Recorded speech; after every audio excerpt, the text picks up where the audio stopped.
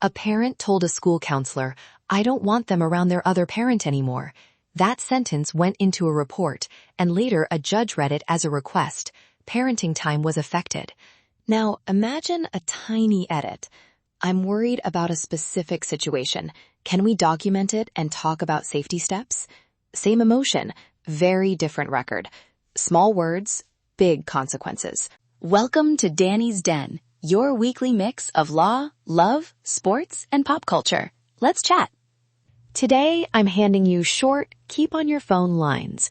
Who to tell first, what to say to a child, scripts for exchanges at school or a game, what not to post, and a 2-song ritual you can use before or after handoffs.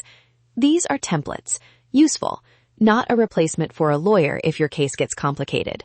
Pause if you need to call one. A quick, crucial rule up front. Anything you say can become evidence. So lead with fact, not feeling. What happened? Who was there? When it happened? Where it happened? Don't narrate intent. Avoid lines like, "I shouldn't have done that," or "I was scared I'd lose them." Those sound like admissions. Instead say, "I observed X at Y time. I'm documenting this for safety." Simple, clear, neutral. If police show up, these are 2 short options that keep you protected. "I want to cooperate. I'm going to call my attorney." Or, "I'll answer basic ID questions now and request counsel before discussing the incident." Say less, get representation. Document rather than dramatize. A quick text like, "Pickup changed today. I picked up at 3:15 at front office. Child wearing red jacket," gives a time-stamped, factual record. Photos with timestamps are fine. Captions should stick to facts. Keep those logs private to your file or attorney, not social media. Talking to kids? Match words to age, not to your need to process. For toddlers, "Everything is okay. We're going to Grandma's for a little while. I'll be back after nap." Short, reassuring. For school-age kids, some grown-up stuff is changing, but you are safe. We'll keep your bedtime and your sports the same. For teens, adults are working through things. I'm here for you. Tell me what you need. If a child asks why plans changed, try, "Adults have things to figure out. That's not your job. You didn't cause this." Short, protective. It removes blame. With co-parents or partners, neutral and logistical language protects everyone. Swap "you always" for dates and times. Instead of "you need to fix this," say, "I can't do the exchange at 5 p.m. Tuesday. Can you do 6 p.m. or a different location tomorrow?" Quick interruption. What if they text back heatedly? Read this aloud as a reply you can actually send. "Pickup changed. I picked up at 3:15 at front office.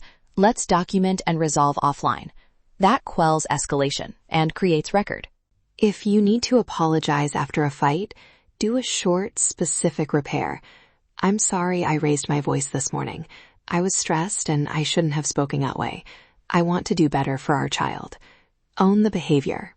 Signal change. Short beats long defenses. Schools and employers, keep it factual. At pickup, say, "I'm here for child. My name is your name. I'll show ID." Don't hash out custody disputes in front of staff. Ask to move the conversation to email or a private meeting. With employers, "I need leave from X to Y for family reasons. I'll provide documentation."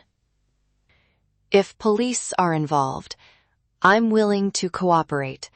I will provide identification and request to speak with my attorney before answering questions about the incident." Repeat only what's necessary. Keep your tone steady. Picture a game day handoff in a busy parking lot. You want kids to the game, low drama, and parenting time preserved. Walk up, phone visible, and say, "Hi, I'm here for Mia. We agreed on this pickup at 1. Hand over a simple written confirmation if you have one. Pickup confirmed 1 p.m. today. If the other parent challenges you, do not engage in back and forth. Say, "I will not argue here. Let's document and resolve this later." Then text the factual issue to the agreed channel. If you feel unsafe, move to a public area and call for help. Safety first. A 2-song ritual can steady kids before or after exchanges. Pick 2 short, familiar songs, one upbeat to cue arrival, one cozy to cue safety. I like Here Comes the Sun walking in, then Count on Me as you leave. That predictability soothes kids when words fall short.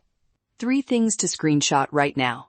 1. Short factual texts. Who, what, when, where. 2. With kids, say less about adult reasons. Prioritize safety and routine.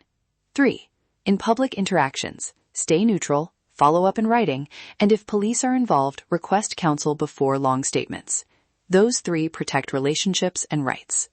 If this resonated, subscribe so you don't miss more practical scripts about law, love, parenting, and sports. For case-specific questions, send a direct message or book a free 30-minute consultation through the show's contact page. Thanks for listening to Danni's Den. Let's chat.